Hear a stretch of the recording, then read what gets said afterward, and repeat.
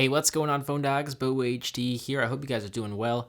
Now, if you're a loyal subscriber, you probably noticed we already unboxed the LG V10 for AT&T here on Phone Dog.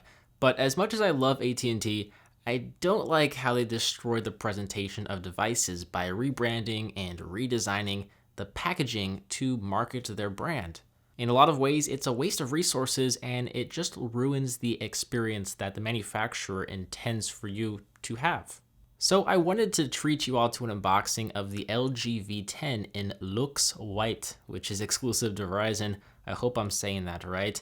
Now this is the original LG V10 packaging that you'd see if you purchased it from LG, minus some Verizon branding here and there, and a couple of Verizon information packets. So all we'll need to do to unbox the LG V10 is slide off the top cover, and we'll be presented with a very plain box that opens up a lot like a book. I really love this presentation with the LG V10 off to the right and the accessories off to the left. If we take a look at the accessories first, we'll find a US quick charging wall wart, a 3000 milliamp battery that we will have to install later, and a micro USB charging cable.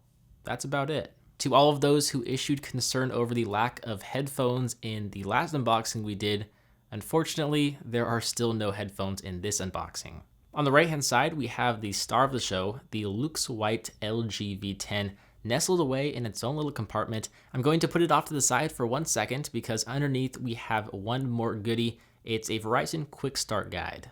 Peeling off the protective plastic on the LG V10, and we'll start to notice just how beautiful this variant looks. It has the same classic design with very minimal Verizon branding, which is always good to see. But what makes it exclusive is the white plastic back cover and the stainless steel gold bars on each side of the device. Now, I'm not much of a fan of gold.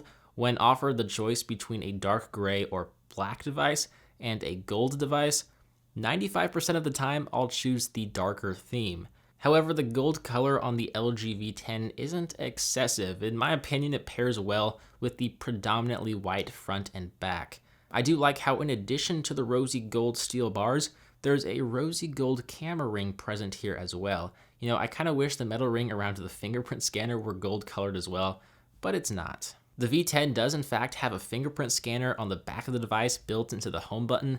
It's a bit small and it's a bit of a pain to set up and add a fingerprint. Not sure if it's the sensor or the software, but it probably is the software.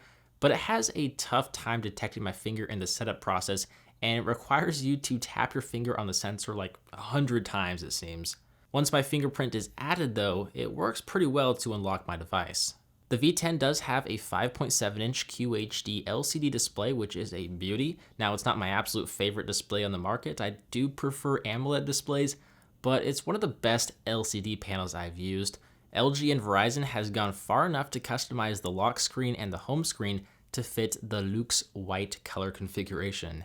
The lock screen features a yellow gold wallpaper of what appears to be light reflecting from water, and then on the home screen we have a default rosy gold background that once again complements the white front and the back of the device. But on the top of the device we of course have that second display which displays app shortcuts, notifications, and quick settings.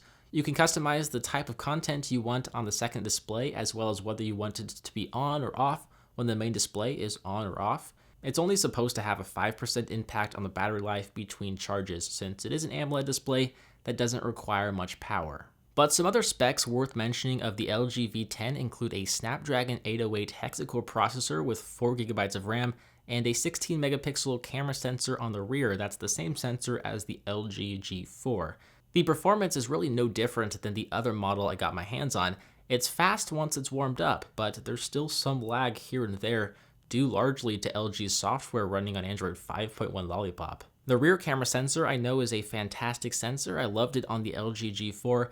The V10 does feature two 5-megapixel camera sensors. There's a sensor for a wide field of view and a sensor for a cropped or narrow field of view. LG is marketing it for selfies involving just yourself or a group of your friends. So this is the LG V10 in Luxe White exclusively for Verizon. How do you like the looks of this device? Do you think it's sexy or do you think it's sexy? Let me know your thoughts in a comment down below. As always, I'm BoHD from PhoneDog.com. Thank you for watching. I hope you enjoyed this video. I will see you right back here in the next one. See ya.